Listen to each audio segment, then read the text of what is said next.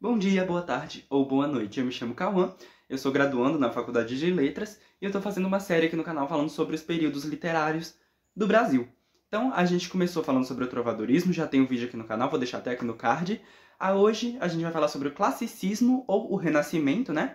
Logo depois do classicismo a gente vai passar para o barroco, depois o arcadismo, que também é chamado de neoclassicismo, depois o romantismo, após o romantismo a gente fala sobre o realismo, depois o parnasianismo, o simbolismo e, por fim, o modernismo. Quando a gente fala sobre modernismo, eu vou falar também sobre a literatura contemporânea, que é a literatura de hoje em dia. Muita gente acha que a arte modernista é a arte de hoje em dia, mas na verdade a gente chama isso de arte contemporânea, que é a arte do período atual. A gente não está na era moderna, a gente está na era contemporânea.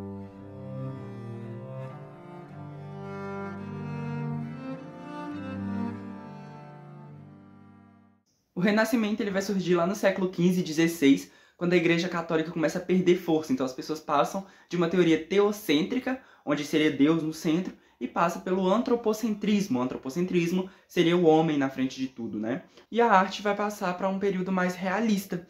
Então aí vai surgir a noção de autor, né? Onde as pessoas começam a ter seus nomes publicados em livros. Eu sou fulano de tal, eu que escrevi tal livro, tal obra.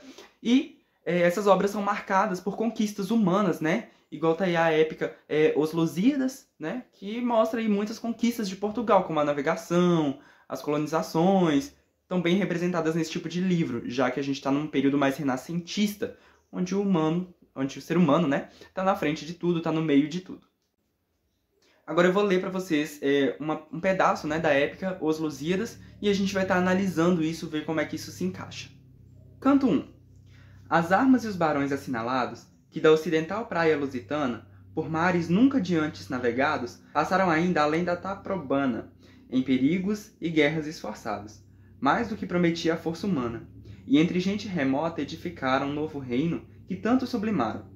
E também as memórias gloriosas daqueles reis que foram dilatando a fé, o império e as terras viciosas, de África e de Ásia andaram devastando, e aqueles que por obras valerosas se vão da lei de morte libertando, cantando espalharei por toda parte, se há tanto me ajudaram engenho e arte.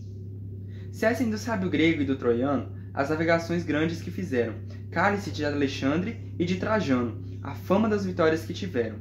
Que eu canto o peito ilustre lusitano, a quem Netuno e Marte obedeceram. Cesse tudo que a musa antiga canta, que outro valor mais alto se alevanta. Então esse poema de Camões, a gente vê aí na primeira estrofe que ele canta as vitórias, né, as conquistas de Portugal.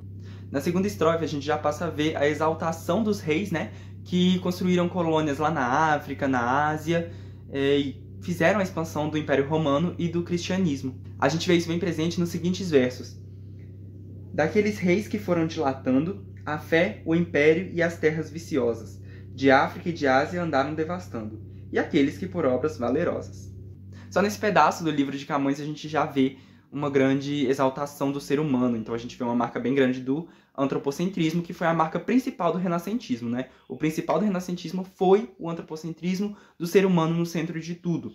Antropo vai ser tudo realizado relacionado ao homem, né, ao ser humano, e centrismo no centro, realmente o ponto principal de tudo.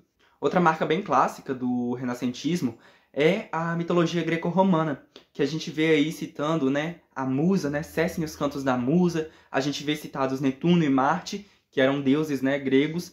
Então isso é uma marca muito grande do classicismo, né, do renascentismo na história. A gente não teve uma obra brasileira no renascentismo, né, mas a gente consegue usar bem a literatura portuguesa para poder representar isso. O homem na frente de tudo que está liberto, né, de suas ações comuns, das suas rotinas diárias. São apresentados homens fortes, viris, que estão fazendo grandes conquistas pela humanidade. O vídeo do renascentismo, que eu achei que fosse ficar um pouco mais longo, foi o mais curtinho de todos, eu acredito. Não temos uma presença muito forte do renascentismo aqui no Brasil, então isso acaba prejudicando um pouco, porque eu não vou tratar da literatura portuguesa tão forte aqui. Nosso foco vai ser a literatura brasileira. Então isso foi só pra gente ter um contexto mais ou menos do que aconteceu em cada período literário. Na próxima aula a gente vai falar sobre o Barroco. Então eu vou finalizar esse vídeo por aqui. Qualquer dúvida, meu Instagram tá agora aqui na tela. Só vocês mandarem uma mensagem por lá. E é isso, vejo vocês no próximo vídeo.